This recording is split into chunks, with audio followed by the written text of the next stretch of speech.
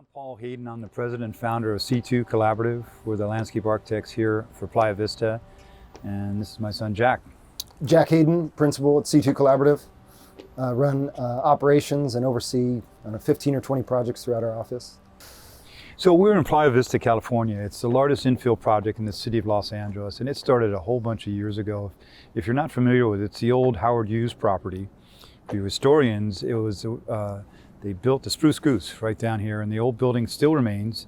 It's now the Google headquarters, and they nicknamed it the Goose. And so when we came into it, the development group had been at it for some time, and they were trying to get it developed. And you know, Los Angeles is a challenging environment to get things built in, and even back then, and it underwent a serious review, you know, which it should have.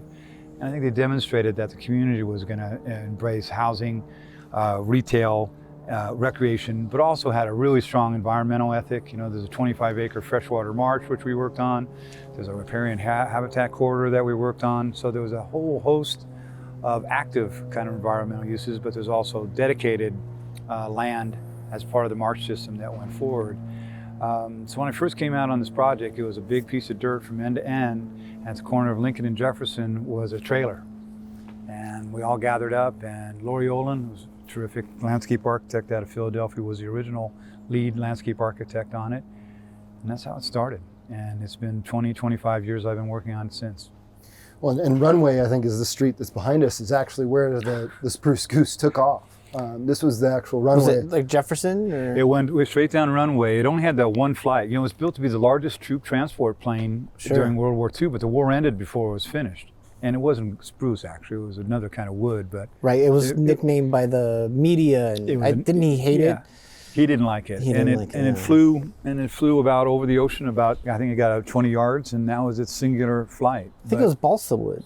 It may have been. Yeah. It was an enormous plane. When I first worked on it, his office was still intact down here at the east end of the project. And they were kind of decommissioning the building, and as designers, we got to walk through the whole building and saw Howard's office, and it was pretty, you know, Spartan. You know, it was a metal desk and a metal table, and all the personal things had been removed. But it was interesting to be in that kind of history. You know, the guy did a lot: film, architecture, development, mechanics. So we're downslope of Loyola Marymount. Correct. And right in between Jefferson and Loyola Marymount, and then at the bottom is the marsh, and then the project kind of starts from there. At the bottom is the riparian corridor. The riparian corridor. Yeah, which is, you know, for those who are not familiar with it, it's a series of plants that grow along drainage courses in Southern California, you know, and it has trees in it like sycamores and willows. And so we work with the biologists, and as we did with the freshwater marsh, which is really an interesting mix, because you have these criteria that you have to meet in terms of density and diversity of species, but then you have this engineering side. How do we get the water to flow? How do we get to percolate? How do we get it planted? So we were kind of this bridge between engineering and botany, which was exciting. So we restored it, and we met the criteria. And the same was true of the freshwater marsh. It was 25 acres, and it had to meet water replenishment, stormwater, and habitat. So it had these three distinct different goals. And again, it was that kind of emphasis that was fun. As a landscape architect, you know, when I was sitting in a meeting once and they asked about what are good landscape architects good at, and this biologist said they're good at solving multivariate problems. And I went, I like that explanation. Yeah. That's a good one. So that's fair. That was one of the key things we did here early on, was our environmental work, and we're proud of that. We think it came out great. So coming back to Playa all these years later, it's really grown in nicely. Yeah, it's pretty incredible. Really, it's nice to see it after a couple years of development. People have lived in it and worked in it. The cool thing about this space was we wanted to frame it with these tall palm trees, and this is all about patterns. So off the trellis structures, we're going to get these cool circular patterns, which really are strong.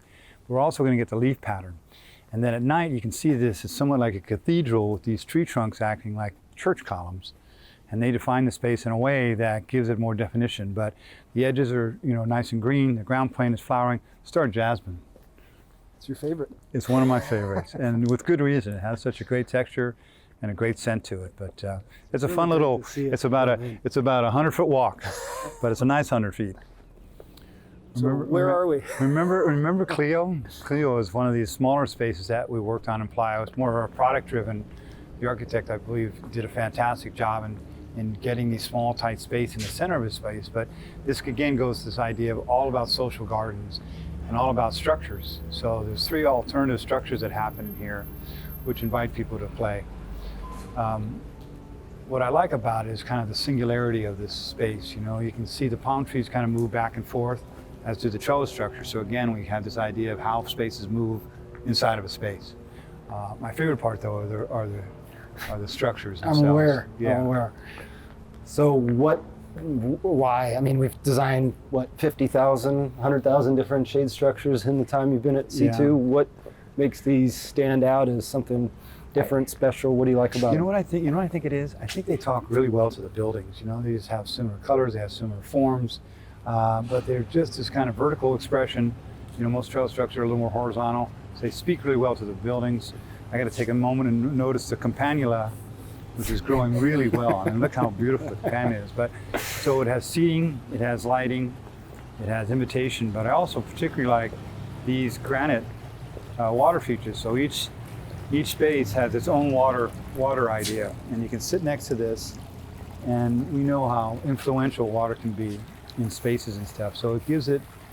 I think you know the idea of serenity here works pretty well. Once I cross that threshold, it's pretty quiet, but I feel emotionally quiet in here too, which is, you know, kind of the emotion. Well, I we're do trying to like get how to. the spaces jog back and forth.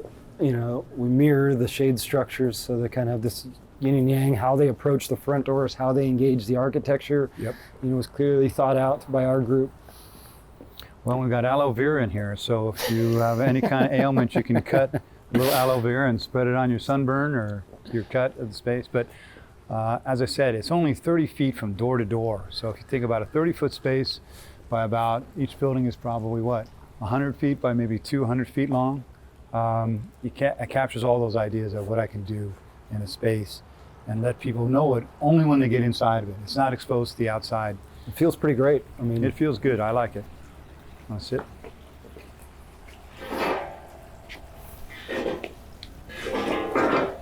You know, I think gardens are best experienced when you're sitting sometimes, even if it's by a trash can.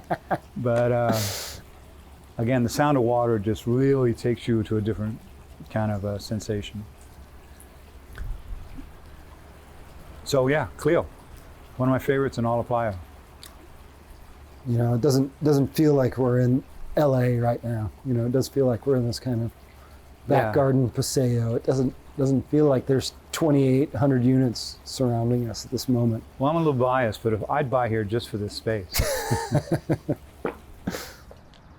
Corner Greens, a great little park, a great little study. This is one of those things where we had a chance to really get to a lifestyle issue.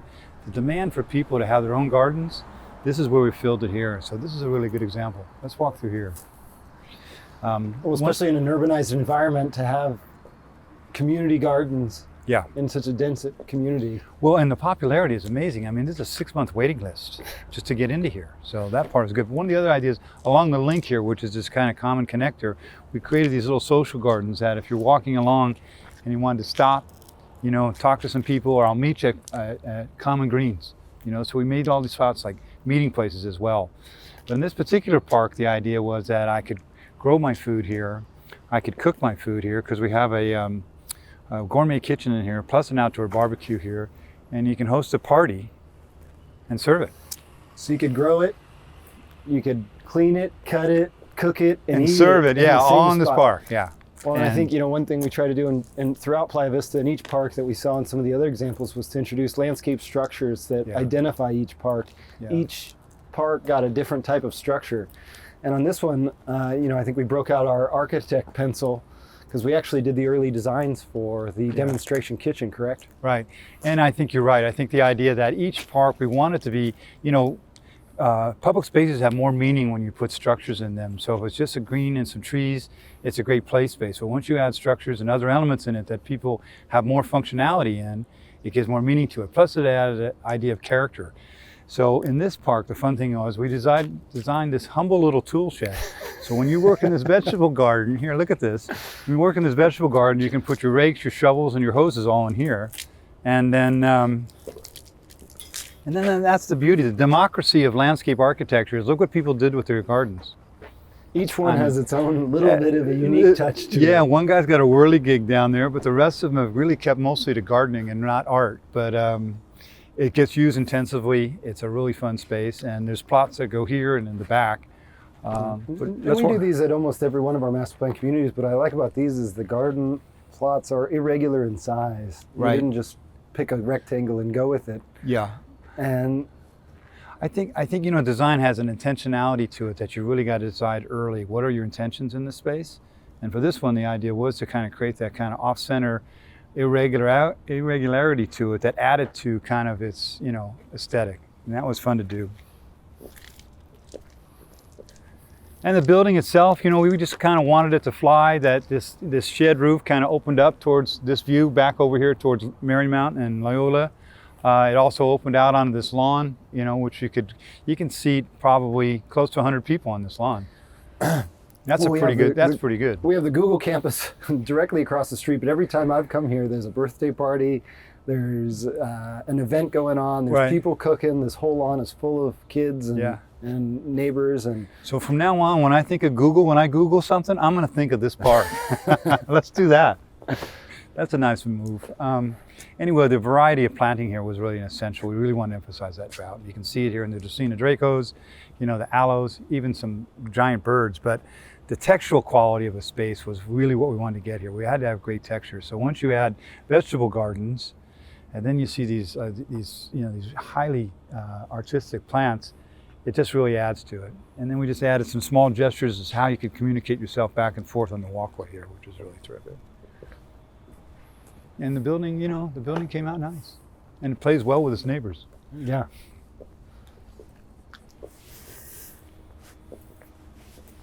And then, the terminus here, the woods, has got this great, clock. So if I'm in any one of these other spaces, I open up and I see this. If I'm on the second or third floor, I can see this garden space. So the idea of visual quality from above to below. Did you pick some from your garden today? Yes. What'd you find? I got some green onions. Oh, very nice. And then I have few of this. Oh, those are great. Yeah, but this morning I was here already because I picked some from strawberries. Oh, this is lovely. This is terrific. So this is What is this? onions. You can use that when you make like pancit. Pancit? Yeah. Or you can use it in your fried rice. This one is my strawberry. Your strawberries look great. Yeah, strawberry with every morning I pick some. Is this for good luck? I don't know, but it like makes me happy when the butterfly is, flying like that. Very nice. And this is a beans. Beans. Yeah, so it will have a flower already. Oh, look at that. It's ready to go. Yeah. And what is this?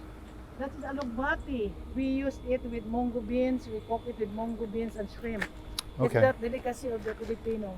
Okay. Yeah, it's delicious. Wow, sounds delicious. And this one is, we call it malunggay. This is rich in iron. Oh, it is. And Malunggay. iron when you eat that with the beans. We cook this with the leaves like this. Oh, with the leaves? Yeah, it's look like some spinach, something like that. So you grow it and then you pick it and you take it home and you cook it. Yeah, I bring it there to my apartment. Terrific. That's great. Now I am trying to I will cook some egg and then I can slice this and put it on top. Terrific. Yeah, and I have eggplant.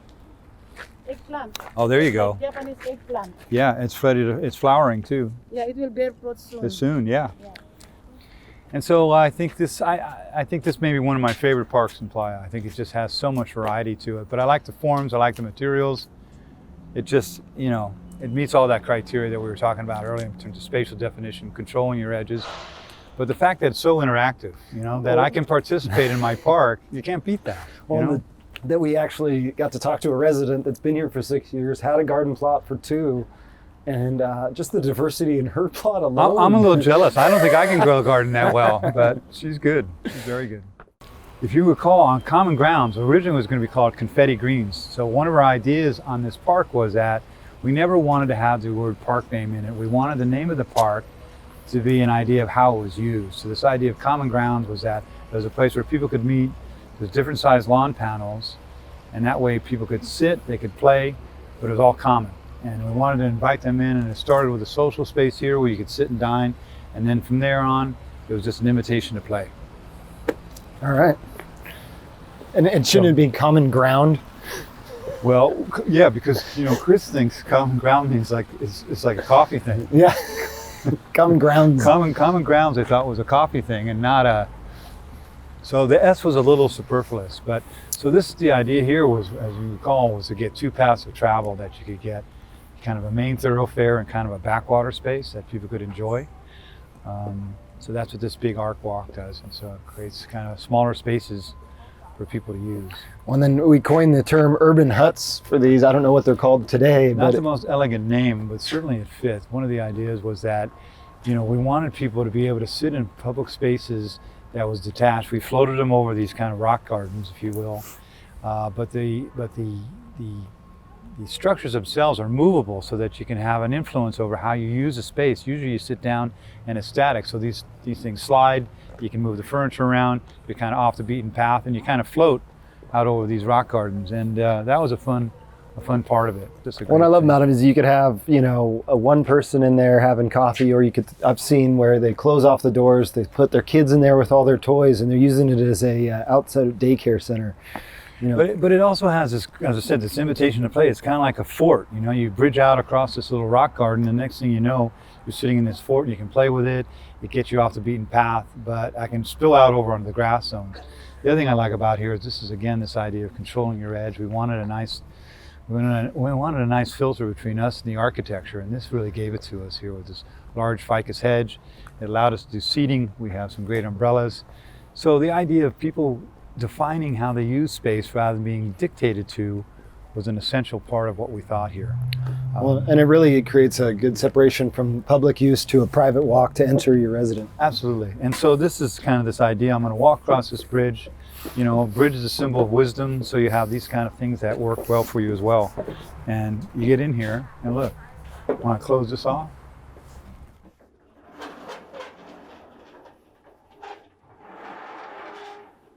So this idea that I can influence my space, I think the idea of movable structures in the landscape is something that we've emphasized as an office, and I think people want that kind of control.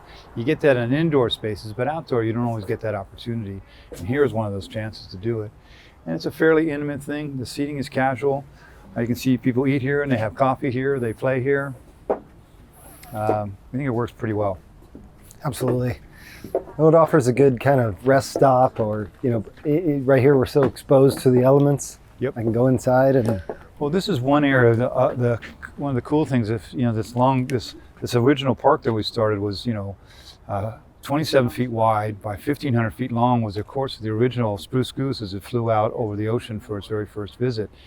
This particular instance, the link bulges out to create this parallel park to it, so it gathers a little more energy because of this adjacency to the link. So tell me about the Aloe Hercules, and is there any water quality benefit to? So there's a small water quality, which is a little bit ahead of the thing as well, but we thought that we could create these spaces that could collect water. Again, the idea that I can float over this space, but they also wanted this kind of real striking contrast, and it's been somewhat achieved. Obviously the plants have to mature, but you have this cool rock basin, and then you have this Aloe Hercules, which really give you this great emphasis, great sculptural quality up against the structure, so that it was kind of an artful move that was supposed to bring your imagination with you to the park is the idea.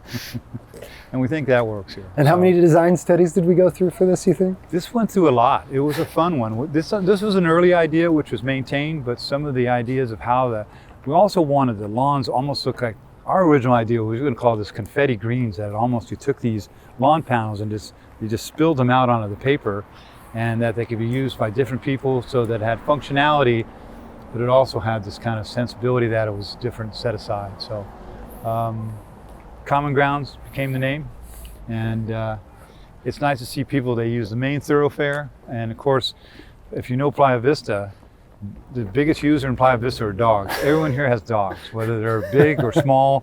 Everyone has 2 or 3 dogs, but and it's great. We found spaces that the dogs could be a part of. There's a couple of dog parks in the community, and but certainly the impromptu ways dogs can use the space is really well. Since really we've been terrific. standing here, I've seen 3 or 4 different people with dogs meet up, or whether it was intentional, accidental, or planned. You know, it seems like the dog is the common thread for Playa Vista. You know, dogs are very social starters. You know, they are a social starter, and kids, as you know. I mean, and you know, there's so many different ways you can integrate and meet people. It's certainly a great one.